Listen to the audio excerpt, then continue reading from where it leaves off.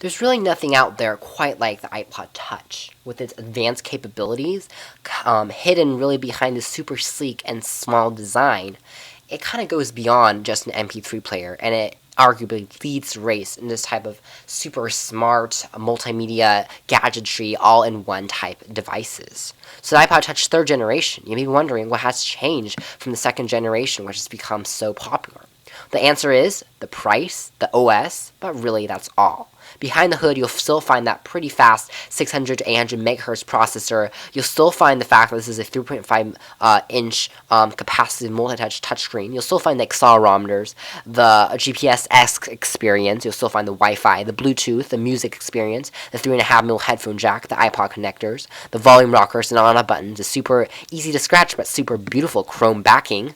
Everything is still here. It's just a lot cheaper, which is a good thing. Because last year's version was $100 more. This year's version, $199, gets you an 8 gig model, which is arguably better and arguably, saves you a lot for basically the same product.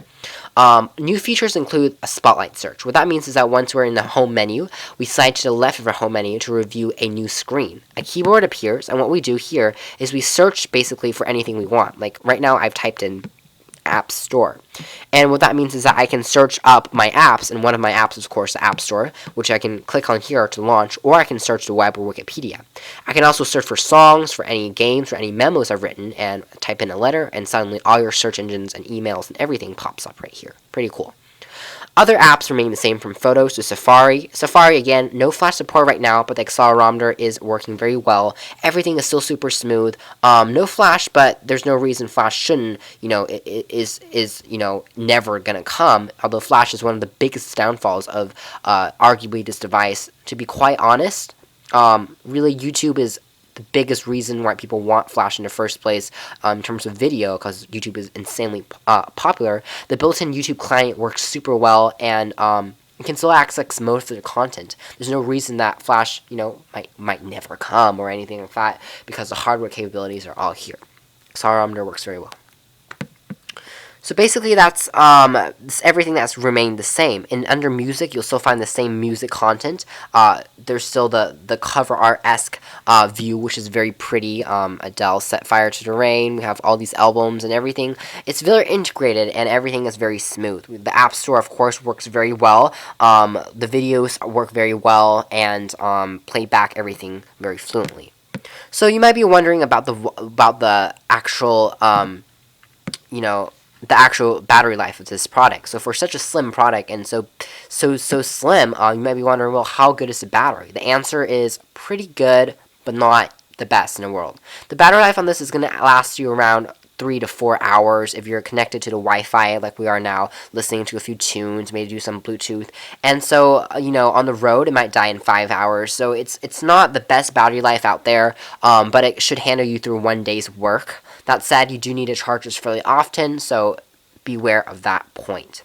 There's no microphone built directly in on this model, so you do need the headphone, which comes included and bundled with a microphone built in, to plug in and actually use that. This 3.5mm headphone jack doesn't require any special plugs, just plug and play, very easy to use.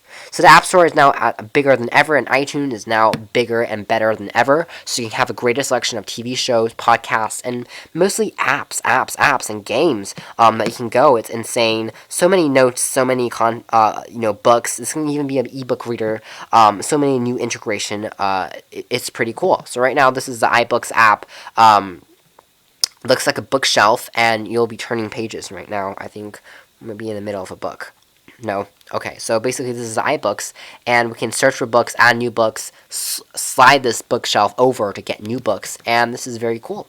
So all the interface is very sleek, very easy, very simple, although there's no stuttering. It's not the most beautiful interface, but it's also very elegant and easy to use without any speed issues. So overall, would I recommend this device? Absolutely. And why would I recommend it? Because it certainly is one of the best and most advanced music players out there. You might be comparing Android to this, but Android is really a whole different story in terms of this type of product, because Apple has really revolutionized the price tag game, because $199 I think is going to be now a comparative price tag, which people will be comparing and adding to in the future. So for OS and VTXReviews.com, this has been the iPod Touch 3rd generation.